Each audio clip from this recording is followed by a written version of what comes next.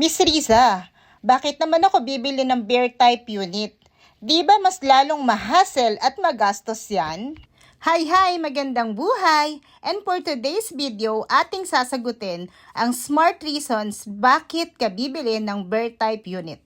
Number 1 reason mga beshi is mas abot kaya pa ang total contract price dahil wala pang tiles, wala pang paint, wala pang kisame or built-in cabinets. Aww. Ang package price ay pwede pa nating i-loan kay Pag-ibig. Wow. Number 2, customizable design. Ibig sabihin, may liberty ka to design kung gusto mo na open layout, 2 bedroom or 3 bedrooms ang second floor. Wow.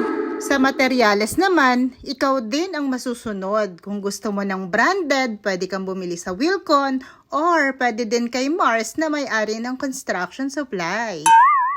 Number 3, gradual improvement. Pwede mong i-upgrade ng paunti-unti habang lumalaki ang income mo. Walang biglaan, walang sabay-sabay na gastos. And number 4, higher resale potential.